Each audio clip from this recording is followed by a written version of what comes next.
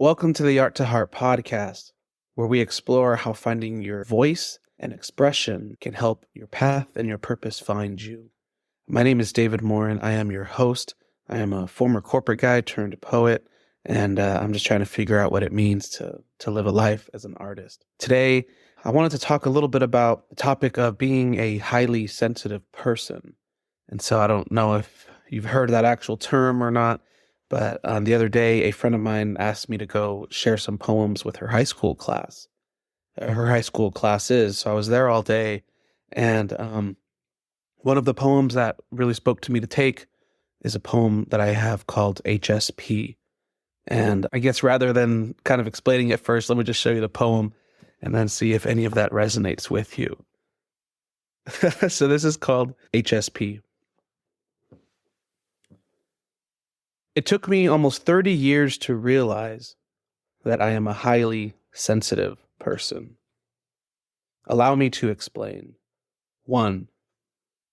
I feel other people's pain just by being around them. 2. I cry when I see other people cry, even if it's on TV. 3. I could feel love and joy beaming from people, especially at weddings. 4. I put some of that joy in my pocket, and it gave me a hug before going to bed. 5.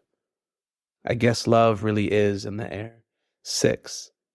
I've cried more tears of love in 6 months than in 29 years combined. 7. My tears are more medicine than they are symptoms. Call me a healer. 8. People have come to me for healing since the 7th grade. My friends used to call me Dr. Phil. 9. I can't remember ever being asked if I needed healing. 10. I've cared about everyone's feelings more than my own for as long as I can remember.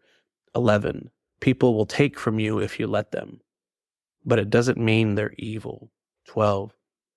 I always carry umbrellas for other people's storms and hold it for them while I get drenched. 13. I once traded my sun for someone's storm and left them my umbrella for shade. I didn't realize it until it started to pour. 14. Humans are made of mostly water. 15.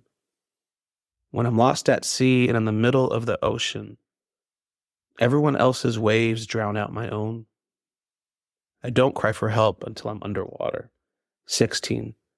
I take on people's depression. I'll make it my own if it gives them a smile. 17. Sometimes I mistake other people's happiness as my own. It makes me wonder how authentic I've been with myself my entire life. 18. I'm learning to recognize my own sun and my own clouds. 19. I feel like I'm meeting myself for the first time. 20. Hi, I'm David. Thank you so much for letting me share that. For letting me share it. I wanted to share it myself. Ain't no one letting me do nothing. I guess that's a really good kind of segue. I mean, most highly sensitive people, because they are so attuned into their environment and to the emotions around them, a lot of them tend to be people pleasers. And so they're always looking to make sure that everyone's happy in the room. And I used to be a chronic people pleaser, and sometimes I still am. And so it's just funny. This is my own podcast, and I'm thanking you for letting me do it. And I know that could just be polite, but at the same time, it's just like, dude, do what the hell you want. This is why I made this podcast. I don't have to like ask for permission. Anyways, I'm getting a little carried away there, but so anyways, I shared this poem, and we were so surprised by how many of the students really, really took it in. The cool thing is, because I had numbers for each of the lines, movements, I think is what they're called. It was really cool because all the students would be like, "Oh, I like number 6. I like number 7. 9 and 12 for me, 13, 1." And then some people just be like, honestly, all of them, every single one. And so it made me realize, like, wow, this is really the poem I wish I would have known about when I was in high school. I wish I would have heard. And so it was really cool to be able to do that. it was really cool to be able to see how so many people related to this. And, it made me realize that um, we're absolutely not alone. I didn't know a lot of other highly sensitive people when I was in high school, um, probably because no one even knew about that word. I think right now a lot of the time empath is being thrown around, which is very similar. Um, but because I'm not an expert in this, I just kind of live with it and vaguely understand it. So I wanted to share some stuff from the expert herself. Her name is Elaine Aron. Aron, Aron. Um, and she literally wrote the book on what it means to be a highly sensitive person. And so if you think you might be a highly sensitive person, these are some traits or some characteristics. So first to know it, your trait is normal. It's found in 15 to 20% of the population, too many to be a disorder, but not enough to be well understood by the majority of those around you. Go figure. It is innate. In fact, biologists have found it in over 100 species and probably many more, from fruit flies, birds, and fish to dogs, cats, horses, and primates. This trait reflects a certain type of survival strategy, being observant before acting. The brains of HSPs actually work a little differently than others. You are more aware than others of subtleties. This is mainly because your brain processes information and reflects on it more deeply. So even if you wear glasses, for example, you see more than others by noticing more. You are also more easily overwhelmed. If you notice everything, you are naturally going to be overstimulated when things are too intense, complex, chaotic, or novel for a long time. This trait is not a new discovery, but it has been misunderstood.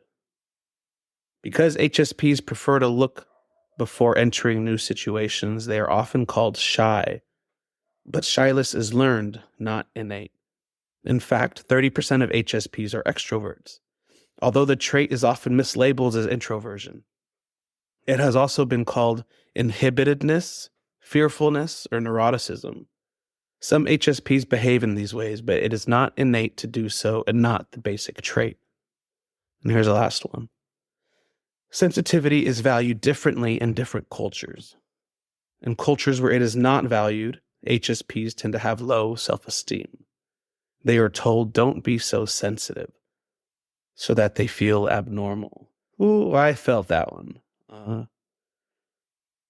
Yeah, I think it's safe to say North America is not where HSPs are valued. Especially males, you have to be a man, don't show these emotions. Um, and I think for the longest time, it took me so long to realize I was a highly sensitive person because I don't think I did ever let kind of my emotions show in that way. I just kind of bottled it all in and along with all my observations of people. And oh man, I'm kind of getting a little anxiety just thinking about what life was like before I put all of this together. Anyways, I just wanted to bring some more volume and awareness to what it is to be a highly sensitive person, an HSP. There is a test, a self-test that Elaine Aron has on her website. I'll put the link in the the notes, but her website is hsperson.com. hsperson.com. But just in case anyone's wondering if this might be you, you're not sure, here are some kind of bullets she has that I wanted to share with you. Are you easily overwhelmed by such things as bright lights, strong smells, coarse fabrics, or sirens nearby? Do you get rattled when you have a lot to do in a short amount of time? Do you make a point of avoiding violent movies and TV shows? Do you need to withdraw during busy days, into bed or a darkened room or some other place where you can have privacy and relief from the situation? Do you make it a high priority to arrange your life to avoid upsetting or overwhelming situations? Do you notice or enjoy delicate or fine scents, tastes, sounds, or works of art? Do you have a rich and complex inner life? When you were a child, did your parents or teachers see you as sensitive or shy? Um, that's what I'll share from her website for now. Do check it out, hsperson.com. I've read most of the book. I have a problem with finishing books for some reason. I'll start a bunch and never finish them. And that's something I'm working on, but that is a topic for another day. I hope some of this resonated with you, or maybe it might resonate with someone you know. This is a very real thing that people deal with and deal with. I don't want to talk about it as if like it's a disorder or handicap or something like that, but um, it is something. If you have this, if you are sensitive but you don't know it, life can suck. Life would suck. You're always overwhelmed. It's full of anxiety. And so, yeah, share this with someone. Yeah, I think that's all I had for you guys today. Thank you so much for listening. I hope you're enjoying. Let me know if you have any comments, suggestions, feedback. Please like, subscribe, review. I would really love to get this out there to more and more people. Thank you all so much and have a great day.